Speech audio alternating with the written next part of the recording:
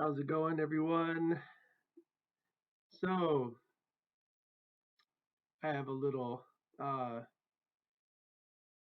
video that I'd like to share with you here, and I will start by saying that we have to build a foundation, a strong foundation, right? In order to build a house, um, you have to have a flat, level, solid foundation. Just like anything in life, we um, you have you must have a plan, you must have something that is solid to build on. And that's where this actually and the picture I just showed you have a lot in common, right? Because this is where the foundation and the instructions to building up understanding and learning who the cornerstone is, and that is Yahusha HaMashiach, otherwise known to many as Jesus. So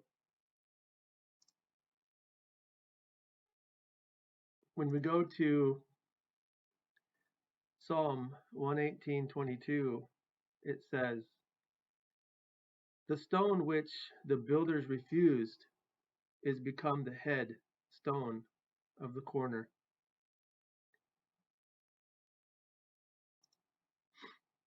Ephesians 2:20, "And are built upon the foundation of the apostles and prophets, Yahusha HaMashiach himself being the chief cornerstone."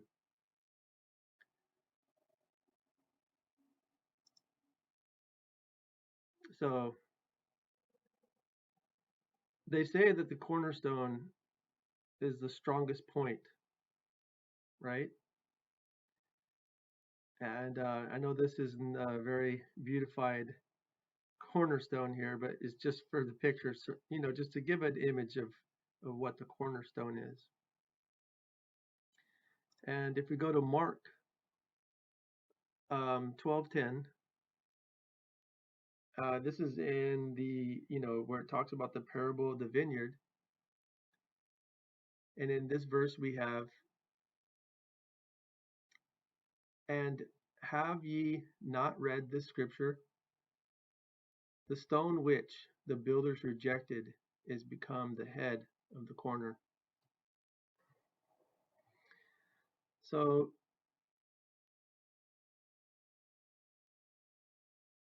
it's very important, because I've always been a builder. I'm a cabinet builder and a carpenter by trade, but I've built homes, and the importance of having a good foundation. Every contractor, every person who builds knows the importance of this, because houses can tumble and fall and fail if they don't have a good foundation. Just like us, if we don't have good soil, we are like trees, right? Plants and trees need good soil, and they need uh, a good place to thrive and grow. Just like anything in life, you have even caterpillars that turn into butterflies. There's a conversion that happens. There's a process with everything, and um, it's in everything that we do, in everything we see. We are all here to um, wake up. Basically, we're here. Excuse me. We're all here to find the truth, which is the Torah, which is Yahusha, which is the Bible, which leads to the Messiah and his ways and his statutes and his commandments. So Isaiah 28:17, I will make justice the measuring line and righteousness the plumb line. Righteousness the plumb line.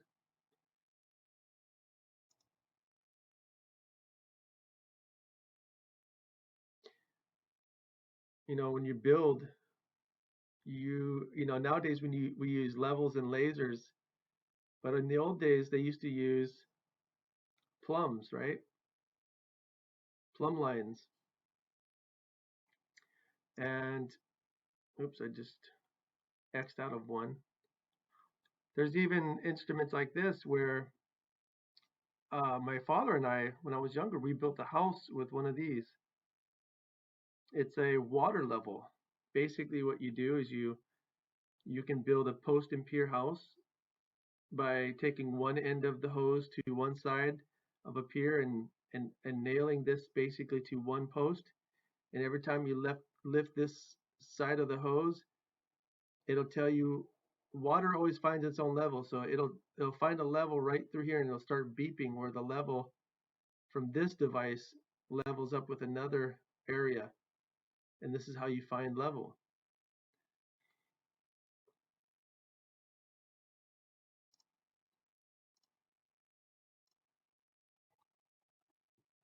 Amos 7:7.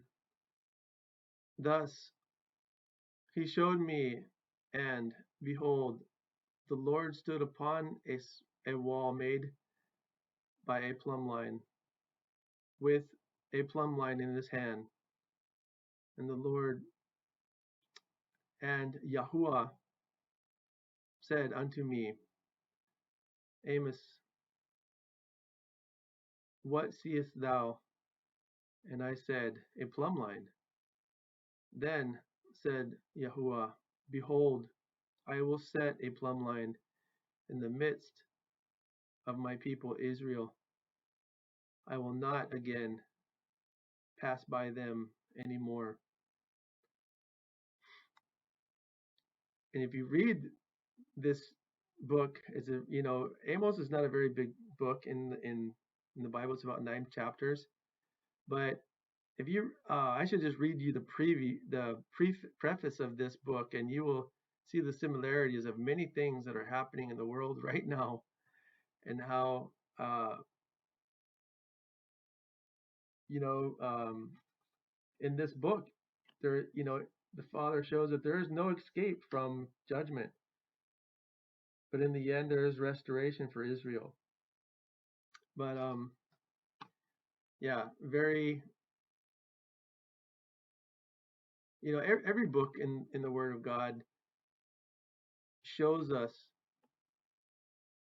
through the prophets, things to come and the judgments of the nations and the people and all these things, right?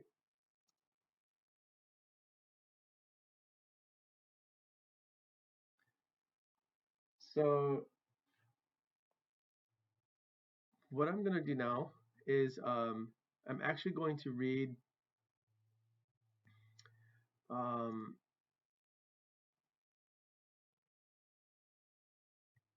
going to read chapter 12, the parable of the vineyard. And he began to speak unto them by parable.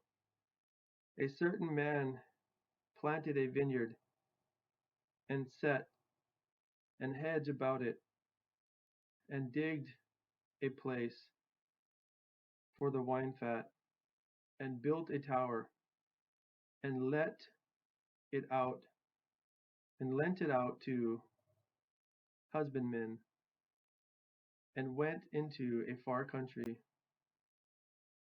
And at the season he sent to the husbandman a servant, that he might receive from the husbandman of the fruit of the vineyard. And they caught him and beat him and sent him away empty. And again he sent unto them another servant, and at him they cast stones, and wounded him in the head, and sent him away shamefully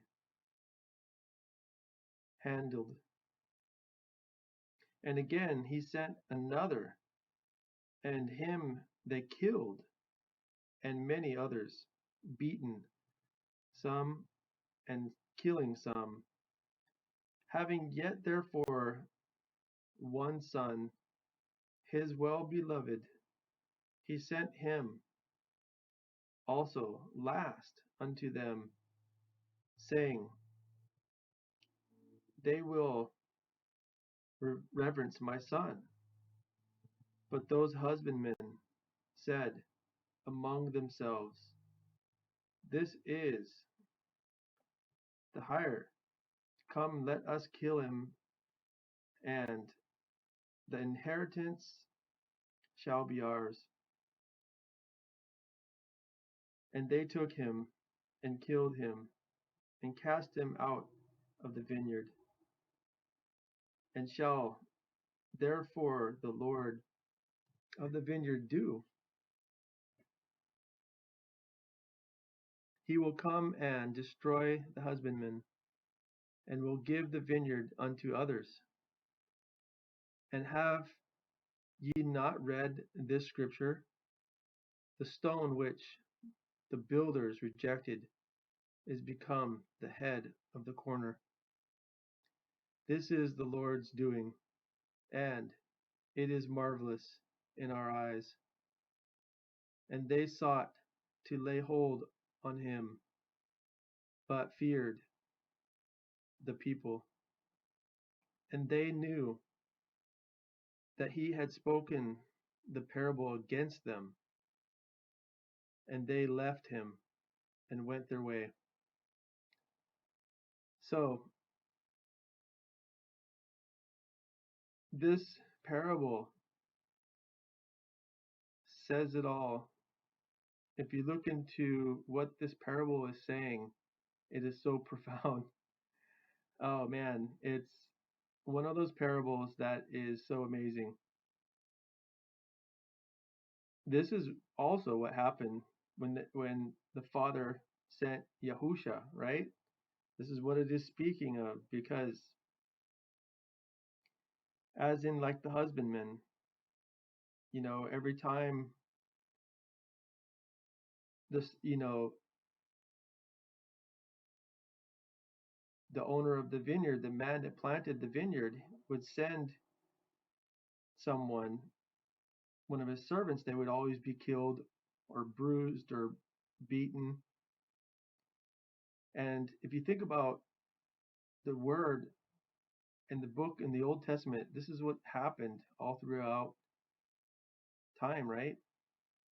Before the Messiah come, and it's the same now. And this is what happened. They rejected the very Messiah that they were supposed to accept, but they did not see. How sad is that? That the world is so sinful and so corrupt and so blind that when the Messiah comes and they were waving palm branches, uh, all in and around that, many, did not accept him as the Messiah, right? Thus, that's why he was mocked and ridiculed and crucified. The Pharisees couldn't see that he was who he claimed to be. They were They were self-righteous, thinking that they knew everything about, the scriptures, but they couldn't even see that the Messiah was standing in front of them. It's just so profound. It's like I see even this happening in the future, right? As it is uh, talked about. How many times must our Messiah be rejected by not only people in the physical, but also in the spiritual? There are so many people that will never understand the gift that he has brought. And just because I'm thinking of this, I turned to Daniel 12:10. It says, "Many shall be purified and made white and tried, but the wicked shall do wickedly, and none of the wicked shall understand, but the wise shall understand." Yes. So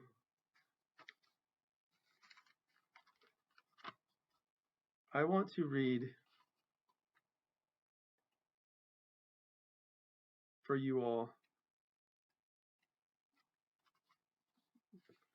the beginning of the book of Amos.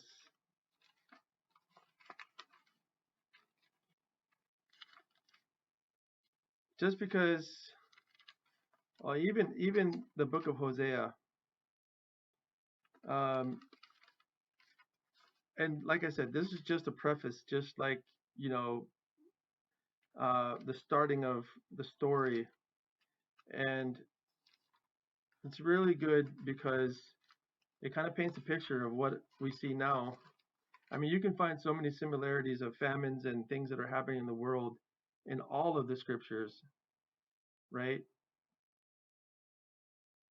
But listen to this. Amos prophesied during the period of the nation's optimism in Israel. Business is booming and boundaries are bulging. But below the surface, greed and injustice are festering. Hypocritical religious motions have replaced true worship, creating a false sense of security and a growing callousness to God's disciplining hand. Famine, drought, plagues, death, destruction. Nothing can force the people to their knees. Amos, the farmer turned prophet, lashes out at sin, influentially trying to visualize the nearness of God's judgment and mobilize the nations to repentance. The nation, like a basket of rotting fruit, stands ripe for judgment because of its hypocrisy and spiritual indifference. The name Amos is derived from the Hebrew root emas, to lift a burden, to carry. Thus, his name means burden or burden bearer. Amos lives up to the meaning of his name by bearing up under his divinity, divinely given burden of declaring judgment to rebellious Israel. The Greek and Latin titles are both transliterated in English to or as Amos. So we know that we just read um, about the plumb line in Amos 7:7 earlier. And now I'm going to share with you Amos 8:11. Behold, the day has come, saith the Lord Elohim, that I will send a famine in the land, not a famine of bread, nor of thirst for water, but of hearing the words of Yahuwah.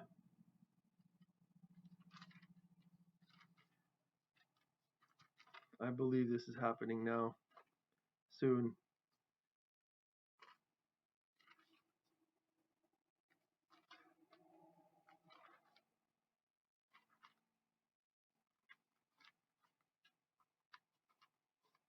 In Hosea, it says in Hosea 4:6, my people are destroyed for a lack of knowledge, because thou hast rejected knowledge. I will also reject thee, that thou shalt be no priest to me, seeing thou hast forgotten the law of thy God, thy Elohim. I will also forget thy children. Wow. If that isn't something that would wake people up, I don't know what will.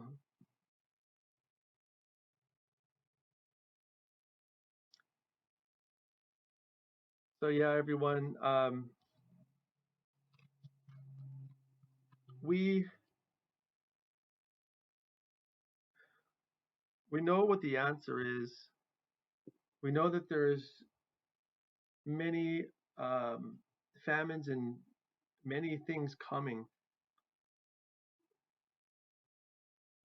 all throughout Matthew and Mark, Luke, and John, and Revelations, uh, Daniel. I mean, all throughout the Word, there are so many prophetic things that were spoken of that are happening right now, and that are probably soon to happen.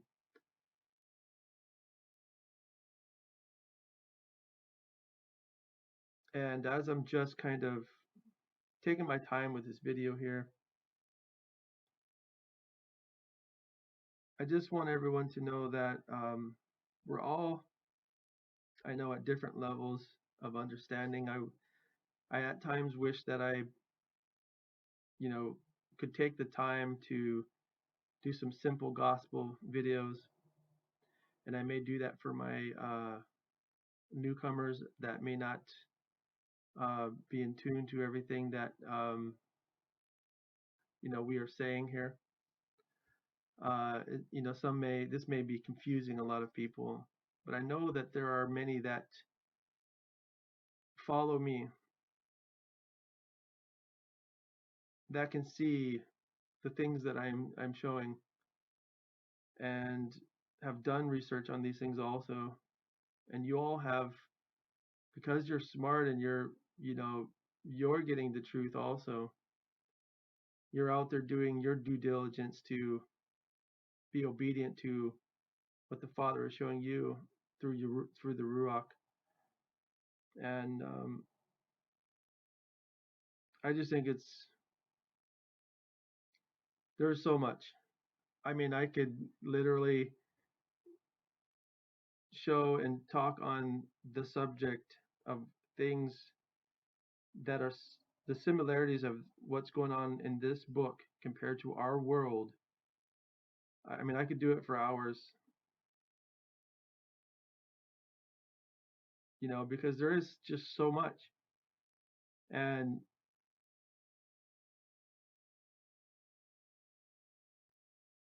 we have to be that, we have to be in that plumb line with our Messiah. Israel was like that crooked building, right? And the Father had his plumb line, for judgment and for correction. So this still stands, no matter what happens, there will be judgment on the nations. There will be judgment on the people. There's judgment at this very moment because people are choosing to do things that are not in line with their creator. They're doing abominations left and right. People are doing things that they think is no big deal, no problems, but it is costing them their very soul. It is costing them their eternity. But they can't even see it. It's sad. And there's only so many that will understand, right? I mean, I would love to read, Mark, where it talks about the sower and the seed, but I know that this video would be too long. But yes, it's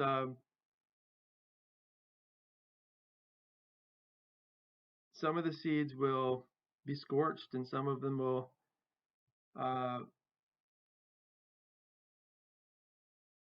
not make it. And that's the whole point, is the word will not be sown into them. And just like the ground being saturated with water, some of that water that needs to get to the roots just isn't getting there.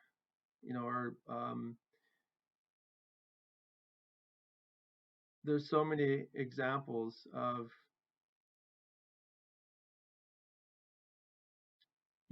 how even plants and animals, trees all get diseases and injuries, and it stunts their growth, right?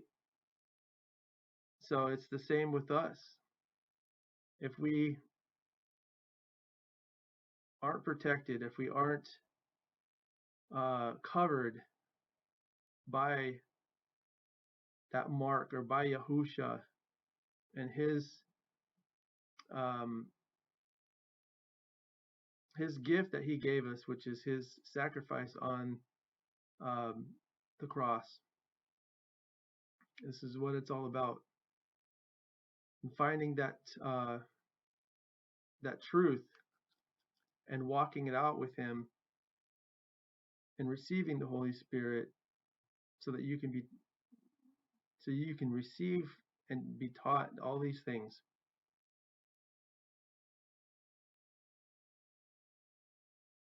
So with that, everyone, I just want to say, I hope you all have a great night, and peace be with you.